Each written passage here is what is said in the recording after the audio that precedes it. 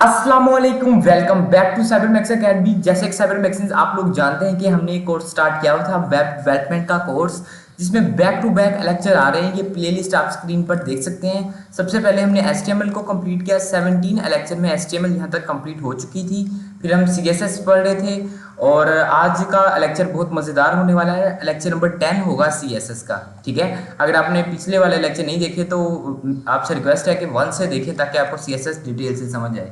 तो आज का जो टॉपिक है वो ये है कि आज जो टेक्स्ट होता है हम उस पर सीएसएस की कौन कौन सी प्रॉपर्टीज अप्लाई कर सकते हैं, हम किस किस तरह से उसको और अच्छा बना सकते हैं, एडिट कर सकते हैं। तो जल्द से जल्द हम एक फोल्डर क्रिएट करते हैं, जो कि हम हमेशा करते हैं लेक्चर से पहले।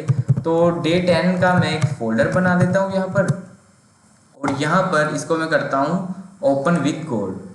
ठीक है, जैसे मैंने इसको ओपन विद कोड किया तो ये यहाँ पर ओपन हो चुका है। और इस यहाँ पर मैं फाइल क्रिएट करता हूँ, नाम रख देता हूँ टेक्स्ट सी एस एस या text dot H T M L रख देता हूँ। ठीक है, टेक्स्ट डॉट रख दी इसका नाम, और इसकी जो है फाइल स्टाइल की वो भी मैं लगा देता हूँ यहाँ पर style dot C S S.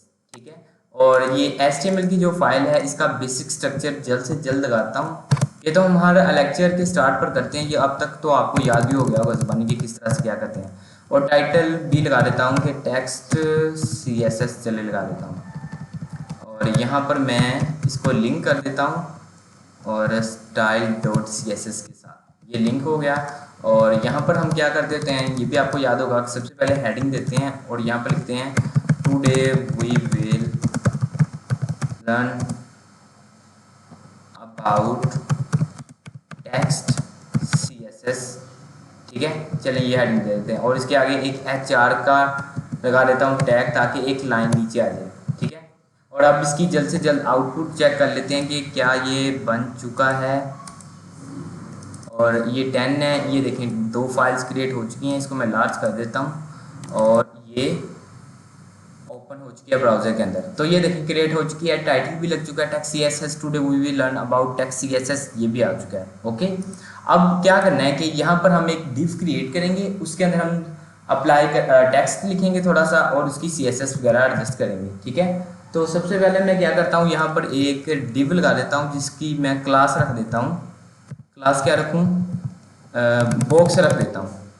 आप डॉट लगाकर जब लिखते हैं ना कोई चीज़, तो ऑटोमेटिकली वो डिव के अंदर क्लास का एट्रीब्यूट भी क्लास भी लग जाती है और डिव भी क्रिएट हो जाती है। डॉट यहाँ पर मैं बॉक्स रख देता हूँ, चले नाम। ठीक है, डॉट बॉक्स रखा, देखा डिव भी बन गई और उसके अंदर क्लास भी लग गई। और यहाँ पर मैं लॉरम 100 लिख देता हूँ। ठीक है, और ऑल्ट जी दबाता हूँ ताकि स्क्रीन के अंदर नजर आ जाए। ये जब स्क्रीन से बाहर कोड चला जाता है तब आपको ऑल्ट और जी दबाना आता है, तब वो स्क्रीन के अंदर शो हो जाता है। और ये आप देख रहे होंगे कि ये जो बॉर्डर होता है ये आप यहाँ से भी छोटा इसको बड़ा कर सकते हैं, लेकिन कंट्रोल बी दबाएंगे तो ये मूव, ये देखिए आ रही है समझ कि आपको जब यहाँ देखना होगा तो कंट्रोल बी। तो ये तो हो गए शॉर्टकट्स, ये आपने साथ साथ सीखते रहना ताकि आपको वक्त ज़ाया ना हो।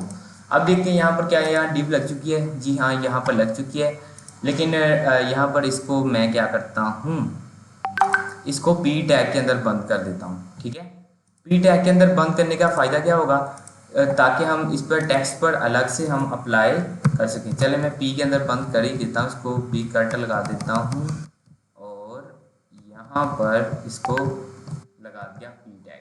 ठीक है, और बॉक्स की यहाँ से क्लास उठाता हूँ और इसको हम सी एस एस अप्लाई करते हैं थोड़ा सा, और यहाँ पर लगाया बॉक्स।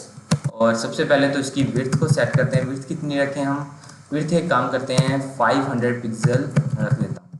ठीक है, 500 पिक्सल रख दी, और इसका जो बॉर्डर है वो भी रख देते हैं। बॉर्डर चाहिए 2 पिक्सल सॉलिड रेड रख देता हूँ। ठीक है, 2 पिक्सल सॉलिड रेड मैंने रख दी।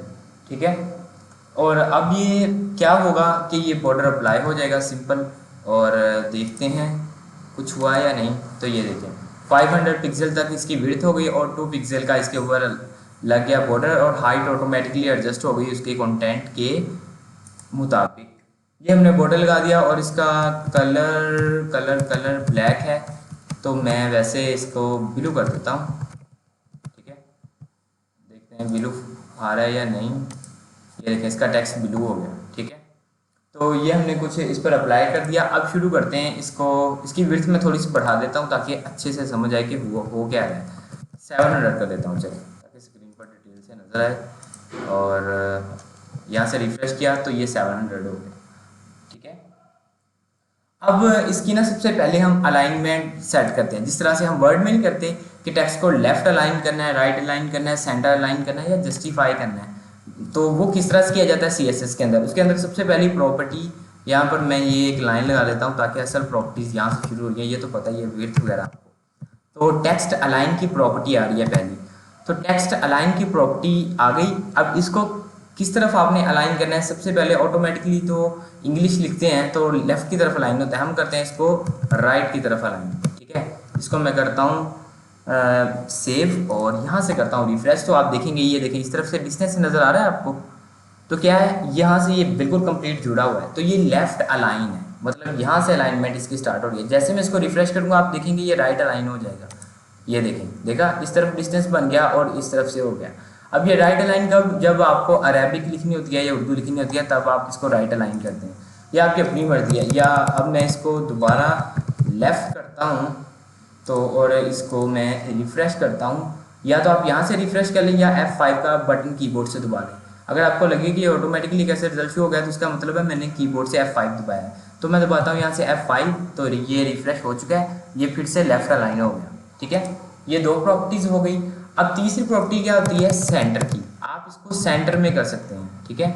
अब सेंटर में करने का क्या मतलब है वो भी देख लेते हैं। F5 दबाता हूँ तो ये देखें सेंटर में हो गया, ठीक है। सेंटर मतलब वो जस्टिफाई तो नहीं कर रहा, लेकिन यहाँ से भी कुछ डिस्टेंस छोड़ दिया, सारा टेक्स्ट उसने सेंटर में ज़्यादा उसने कंटेंट ले लिया, जगह ज़्यादा ले लिया यहाँ पर, ठीक है।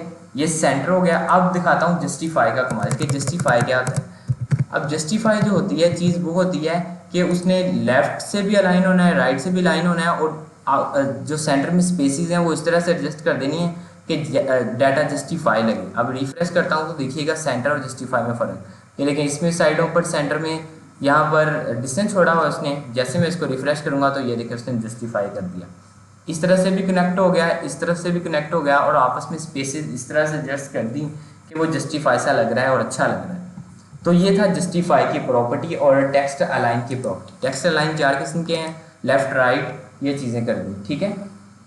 अब एक और कमाल की चीज़ दिखाता हूँ आपको। उसके लिए आपको हमें क्या करना होगा, ये जो लॉरम लिखा हुआ है हमें, ठीक है, इसको थोड़ा सा मैं छोटा कर देता हूँ ताकि अच्छे से समझ आए हमें।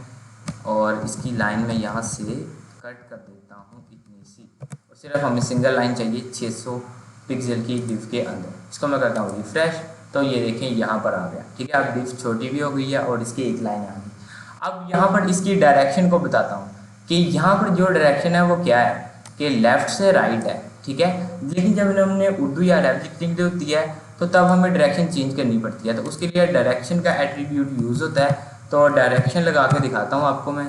डायरेक्शन का ये देखें, डायरेक्शन LTR का क्या मतलब है, लेफ़्ट टू राइट।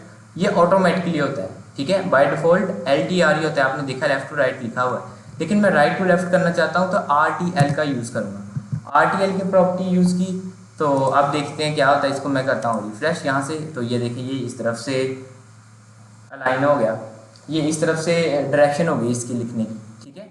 तो ये तब इस्तेमाल होता है इसकी, ये उर्दू वगैरह लिखने के लिए। लेकिन आप चाहते हैं कि लेफ़्ट टू राइट मिले तो LTR लिख दें, ठीक है, LTR कर दिया।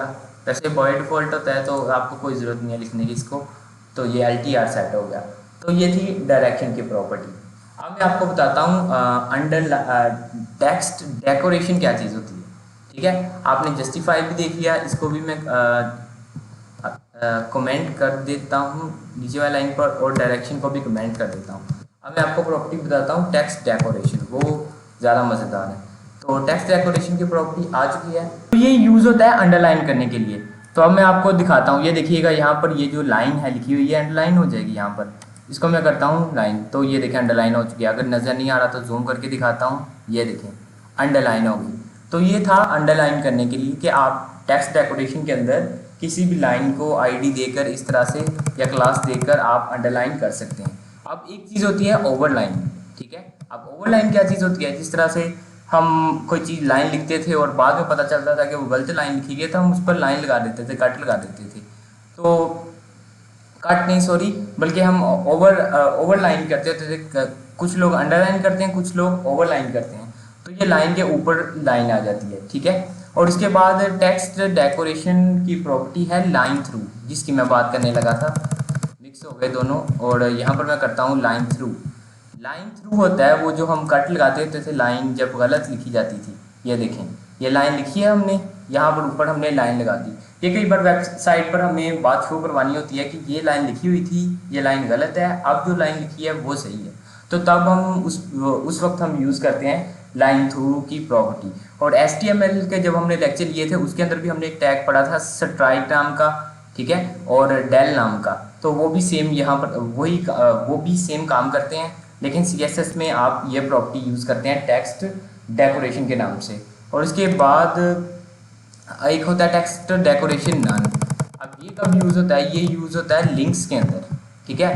तो वो लिंक्स का जब हम टॉपिक्स पढ़ेंगे तब आपको बताऊंगा उसका क्या मतलब। जब हम किसी चीज़ पर लिंक लगाते हैं एंकर का टैग, तो नीचे लाइन आ जाती है बिलो सी।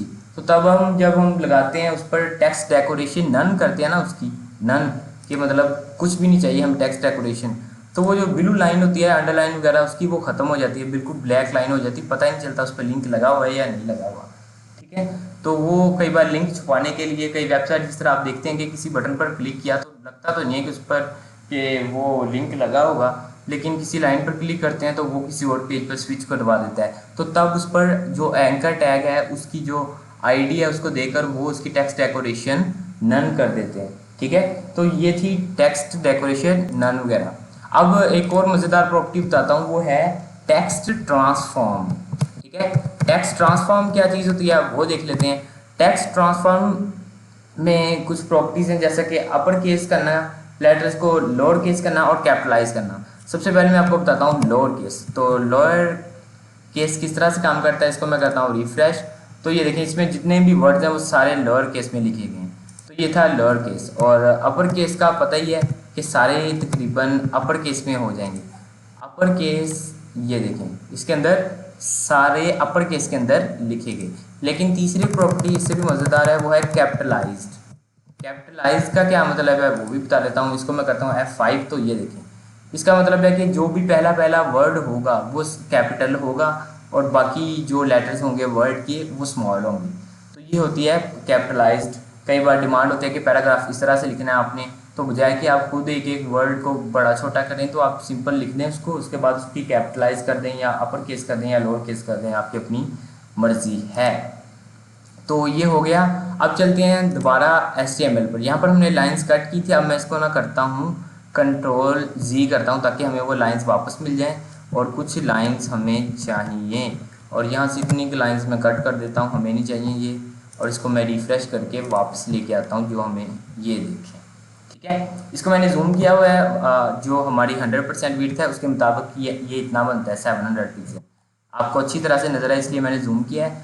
अब हम पढ़ेंगे यहाँ पर लाइन हाइट का कॉन्सेप्ट। अब लाइन हाइट क्या चीज़ होती है कि एक लाइन का दूसरी लाइन से डिस्टेंस, ठीक है। जिस तरह हम बचपन में हम लिखते होते थे कॉपीज़ पर, तो मैम कहती थी कि एक लाइन छोड़ के लिखो या इतना डिस्टेंस दो एक लाइन और दूसरी लाइन के दरमियान। तो तब हम लिखते होते थे। अब हम उसको देखेंगे HTML में वो चीज़ किस तरह से प्रोवाइड की जाती है। तो इसको भी मैं कर देता हूँ कमेंट यहाँ पर। अब लाइन हाइट की प्रॉपर्टी को देखते हैं। अब लाइन हाइट के लिए सिंपल लाइन हाइट का ही वर्ड यूज़ होता है, प्रॉपर्टी यूज़ होती है। लाइन हाइट आपने जितनी भी रखनी है पिक्सल में देनी पड़ती है। मिसाल के तौर पर मैं दे देता हूँ यहाँ पर 30 पिक्सल। अब लाइन हाइट 30 पिक्सल का मतलब जैसे मैं इसको रिफ्रेश करूँगा ये देखिएगा लाइनों में डिस्टेंस आ जाएगा। ये देखें एक लाइन से दूसरी लाइन के दरमियान 30 पिक्सल का डिस्टेंस आ गया, एक लाइन से दूसरे के दरमियान 30 पिक्सल का। तो ये क्या है लाइन हाइट, ठीक है, समझ आ गई। अब एक और प्रॉपर्टी होती है लाइन हाइट को मैं यहाँ से कर देता हूँ कमेंट। ये लाइन हाइट समझ आ गई ना आपको कि लाइन हाइट इस तरह से अप्लाई की जाती है। और इसके बाद चलता हूँ यहाँ पर आप अगर चाहते हैं ना ये जो फाइल में वगैरह बनाता हूँ लेक्चर के अंदर, ये आपको डायरेक्ट फाइल भी मिल जाए और आप इसे देखकर प्रैक्टिस भी करना चाहते हैं तो आप मेरे साथ व्हाट्सएप पर कॉन्टैक्ट कर सकते हैं। अबाउट सेक्शन में चैनल के जाइए, वहाँ पर मेरा व्हाट्सएप नंबर दिया होगा, वहाँ पर कॉन्टैक्ट कर लीजिए। वहाँ पर आपको साथ साथ लेक्चर भी मिलते रहेंगे और जो फाइल्स हैं, आपके कोई सवाल वगैरह हो तो वो भी आप मुझसे वहाँ पर अच्छी तरह पूछ सकते हैं। तो अब चलते हैं टेक्स्ट इंडेंट की प्रॉपर्टी पर। अब टेक्स्ट इंडेंट क्या होता है वो भी बताता हूँ, लगा के दिखाता हूँ। बल्कि टेक्स्ट इंडेंट भी पिक्सल में देना होता है, तो मैं 30 या 50 पिक्सल दे देता हूँ मिसाल के तौर पर कि 50 पिक्सल का टेक्स्ट इंडेंट। अब और की जगह होगा क्या यहाँ पर, इसको मैं करता हूँ रिफ्रेश। तो अब देखेंगे कहाँ पर क्या फ़र्क है।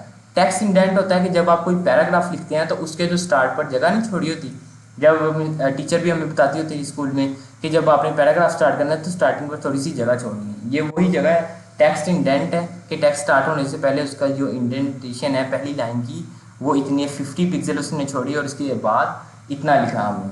ठीक है, तो ये थी टेक्स्ट इंडेंट। अब आपको इससे भी मज़ेदार प्रॉपर्टी बताता हूँ, वो होती है लेटर स्पेसिंग। लेटर स्पेसिंग मतलब कि एक लेटर का दूसरे लेटर से डिस्टेंस। इस तरह वर्ड हम साथ साथ लिखे हुए हैं, यहाँ पर दिखाता हूँ, ये देखें, ये लोडम लिखा हुआ है तो एल का ओ से डिस्टेंस बिल्कुल ज़ीरो है, और इसके साथ भी ज़ीरो है, ये भी ज़ीरो, तो ये सब आपस में ज़ीरो ज़ीरो हैं। ठीक है, अब यहाँ पर मैं लगाऊँ लेटर स्पेसिंग की प्रॉपर्टी। लेटर स्पेसिंग की प्रॉपर्टी ये भी हमें पिक्सल में देनी पड़ती है, तो मैं 20 पिक्सल दे देता हूँ, ये 20 पिक्सल हमें चाहिए। तो इसको मैं करता हूँ रिफ्रेश, तो आप देखिएगा लेटर्स के दरमियान डिस्टेंस, ओह ये देखें, देखा आपने सारे वर्ड्स इस तरह पता नहीं चल रहा कि कौन सा वर्ड्स कहाँ पर शुरू हो रहा है ख़त्म हो रहा है, क्योंकि मैंने 20 पिक्सल को ज़्यादा ही दे दी है। मिसाल के तौर पर इसको मैं चलें इस बार 10 पिक्सल कर देता हूँ ताकि अच्छे से समझ जाए। इसको मैंने कर दिया, ये देखें अब थोड़ा सा बहुत समझ आ रहा है, ये देखें लॉरम। ठीक है, 10 पिक्सल। आप चाहें तो 1 पिक्सल 2 पिक्सल भी दे सकते हैं, आपने वर्ड का डिस्टेंस ही दिखाना है। तो यहाँ से मैं इसको कट करके 3 पिक्सल कर देता हूँ। आप देखते हैं क्या फ़र्क आता है, बहुत कम ही डिस्टेंस होगा। ये देखें एक लेटर का दूसरे लेटर से जो डिस्टेंस है उसे कहते हैं लेटर स्पेसिंग। ठीक है, अब आती है वाइट स्पेसिंग। अब वाइट स्पेसिंग का क्या मतलब है वो भी आपको बता देता हूँ कि यहाँ पर चलता हूँ HTML के अंदर। सबसे पहले तो HTML के अंदर ये देखें, यहाँ पर मैं पैराग्राफ लिख रहा हूँ तो एग्जैक्ट कोई भी स्पेस वगैरह अगर यहाँ पर आ रही है, ये देखें इतनी स्पेस यहाँ पर आ रही है और यहाँ पर इतनी स्पेस यहाँ पर मैंने दे दी, लेकिन क्या यहाँ पर फ़र्क, जितनी मैंने स्पेस दी है क्या यहाँ पर शो होगी? यहाँ पर नहीं होगी। एग्जैक्ट उसने सारी स्पेसेस ख़त्म कर दी और पूरा कंटेंट इसके अंदर दिखा दिया। लेकिन अगर आप चाहते हैं कि जितनी स्पेस मैंने पैराग्राफ के अंदर दी है उतनी ही एग्जैक्ट यहाँ पर नज़र आए, तो जैसा कि हमने HTML के अंदर प्री टैग भी पढ़ा था कि एग्जैक्ट जैसे ही प्री के अंदर जैसा लिखा जाए वैसे ही शो होता है, और पैराग्राफ के अंदर जैसे लिखा जाता है तो स्पेस वगैरह शो नहीं होती। तो अब स्पेस वगैरह हमें शो करवानी है तो उसके लिए एक प्रॉपर्टी है वाइट स्पेस के नाम से। ठीक है, तो यहाँ पर लगाते हैं हम वाइट स्पेस। वाइट स्पेस के अंदर आपने प्रॉपर्टी लगानी है प्री की। ठीक है, तो प्री लगा दी और इसको मैं करता हूँ रिफ्रेश, तो आप देखिएगा इसका जादू, ये देखा आपने, ये देखिए यहाँ पर मैंने जितना डिस्टेंस छोड़ा था उतना चला गया, और उसके बाद ये क्या हो रहा है कि ये इसके अंदर से बाहर चला गया, ये एक ही लाइन के अंदर उसने सारा लिख दिया।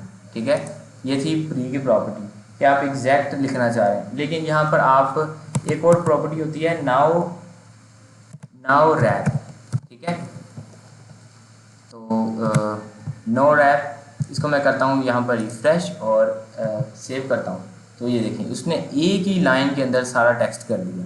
ठीक है, अगर आप चाहते हैं कि स्पेसिस क्यों हो तो प्री का टैग लगाना है, और नो रैप करते हैं तो एक ही लाइन के अंदर वो सारा आपको दिखा देगा और स्पेसिस वगैरह तो बिल्कुल ही खत्म कर देगा। ये देखें यहाँ तक जा रहा है।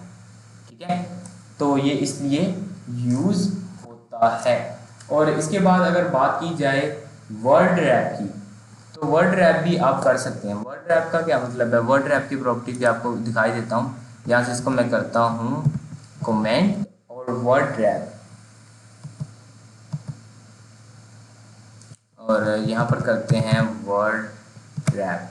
वर्ड रैप की प्रॉपर्टी होती है ब्रेक वर्ड। अब ब्रेक वर्ड का क्या मतलब होता है, अब ब्रेक वर्ड का मतलब होता है कि यहाँ पर पहले तो मैं रिफ्रेश करता हूँ इसको ताकि आपको अच्छे से समझ आए, और जूम करता हूँ कि यहाँ पर अगर ये जैसे कि ये वर्ड काफ़ी बड़ा है, ठीक है, इसको मैं अभी छोटा है बल्कि इसको मैं बढ़ाता हूँ। यहाँ पर देखते हैं कहाँ पर लिखा हुआ है, ये देखें लिखा हुआ है फिगेट। ठीक है, इसको मैं बैक पे लेके आता हूँ और इसको मैं बढ़ा देता हूँ वैसे, ये देखें इसको बड़ा कर दिया, और इसको अब हम करते हैं रिफ्रेश। तो अब ये यहाँ पर क्या हो रहा है कि ये यहाँ पर काफ़ी बड़ा हो गया है। ठीक है, लेकिन अगर आप चाह रहे हैं कि वर्ड ब्रेक वर्ड तो वो उसको ब्रेक कर देगा यहाँ से, मतलब वो दूसरी लाइन पर शिफ्ट कर देगा अगर आप इस तरह से करते हैं। तो ये प्रॉपर्टी इतनी कोई खास नहीं है, ज़्यादा यूज़ नहीं होती, लेकिन जब आप जस्टिफाई करते हैं ना, टेक्स्ट जस्टिफाई, तो उसमें यूज़ हो जाती है। अगर इसके बाद बात की जाए शैडो की, शैडो की प्रॉपर्टी बताता हूँ, वो काफ़ी मज़ेदार चीज़ है। सबसे पहले तो HTML के अंदर ही चलते हैं और ये पैराग्राफ एक ही वर्ड रहने देते हैं ताकि अच्छे से उस पर अप्लाई करके दिखा सकूँ मैं। और यहाँ पर ये चीज़ ख़त्म कर दी, ठीक है। अब यहाँ पर एक वर्ड रह गया लॉरम इप्सम, ठीक है, और इसको मैं करता हूँ यहाँ पर कमेंट, कमेंट कह रहा हूँ, जूम कर दिया इसको मैंने। अब यहाँ पर हम चाहते हैं इस टेक्स्ट का शेडो वगैरह नज़र आए, ठीक है। अब वो शेडो कैसे लगाया जाता है वो बताता हूँ आपको। शेडो लगाने के लिए उसी के अंदर चलते हैं प्रॉपर्टी सारी, ये भी वर्ड रैप वाली ब्रेक वर्ड हम कर देते हैं कमेंट, और यहाँ पर लगाता हूँ मैं टेक्स्ट शेडो, ठीक है। और टेक्स्ट शेडो की लग गई यहाँ पर प्रॉपर्टी। और टेक्स्ट शेडो आई थिंक इस तरह से काम नहीं करेगा, हमें इसके अंदर अलग से क्लास लेनी होगी। तो ये तो डिव की क्लास है ना, तो ये डिव का शेडो बन जाएगा। हमें चाहते हैं कि इसकी ये जो लॉरम इप्सम है इसकी बने, तो इसकी मैं क्लास दे देता हूँ यहाँ पर, चलें शेडो दे देता हूँ, ठीक है। शेडो की क्लास दे दी और इसको मैं ख़त्म करके एक यहाँ पर न्यू क्लास क्रिएट करता हूँ शेडो के नाम से, ठीक है। शेडो, शेडो क्लास क्रिएट हो गई और यहाँ पर मैं दूंगा टेक्स्ट शेडो की प्रॉपर्टी। तो जैसे मैंने टेक्स्ट शेडो की प्रॉपर्टी दी, तो सबसे पहले आपको बताना होता है कि हॉरिजेंटली वो कितना नज़र आए, ठीक है। तो मैं चाहता हूँ हॉरिजेंटली वो 5 पिक्सल नज़र आए, मतलब बड़ा हुआ, आगे को उभरा हुआ, और उसके बाद वर्टिकल वो 10 पिक्सल नज़र आए, और उसके बाद उसकी ओपेसिटी बतानी होती है कि वो कितना ब्लर नज़र आए, तो वो मैं 5 पिक्सल का लेता हूँ। और शेडो का कलर क्या होना चाहिए, वो मैं चलें रेड दे देता हूँ, ठीक है। वो यहाँ पर रेड की दे दी, ठीक है।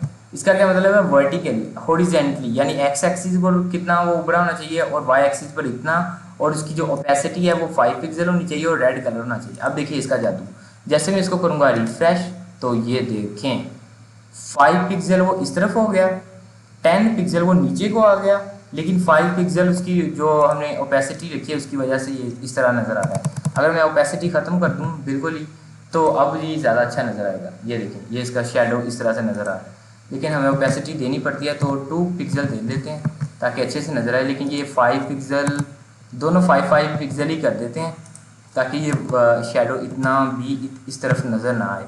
ये 3 कर देते हैं, चलें 3 कर दिया। अब देखेंगे 3 पिक्सल ऊपर से नीचे को आएगा और 3 पिक्सल यहाँ से लेफ़्ट से राइट की तरफ जाएगा। इसको मैं करता हूँ यहाँ पर रिफ्रेश, तो ये देखें, ठीक है। 3 पिक्सल पर इस तरह की नज़र आती है आपको, या आप कर दें 1 पिक्सल कर दें इसको, ये भी 1 पिक्सल हो गई, और इसकी जो ओपेसिटी है वो भी 1 पिक्सल कर दी मैंने, और इसको करता हूँ रिफ्रेश, तो ये देखिए, ठीक है। 1 पिक्सल पर ये ज़्यादा प्यारा लग रहा है, इसके बैक पर थोड़ा सा इसका शेडो नज़र आ रहा है रेड कलर का। तो ये थी शेडो की प्रॉपर्टी, ठीक है। और आप इस तरह से आप शेडो वगैरह भी अप्लाई कर सकते हैं। तो आज की वीडियो में हमने डिटेल से सीखा कि टेक्स्ट पर आप कौन कौन सी प्रॉपर्टीज़ अप्लाई कर सकते हैं और किस तरह से टेक्स्ट को अच्छे से अच्छा बना सकते हैं, ठीक है। अगर कोई सवाल है तो वो आप कमेंट सेक्शन में पूछ सकते हैं। बाकी मैंने बताया कि व्हाट्सअप का नंबर मेरा अबाउट सेक्शन में है, वहाँ पर आप जाकर मुझसे कोई भी ये फाइल वगैरह मंगवा सकते हैं कि सर मुझे लेक्चर नंबर CSS के लेक्चर नंबर 6 की मुझे फ़ाइल चाहिए, तो वो फाइल आप मुझसे हासिल कर सकते हैं, ठीक है। तो मिलता हूँ मैं आपको एक नए लेक्चर में, तब तक के लिए इकबाल की शीन हो, अल्लाह हाफिज़।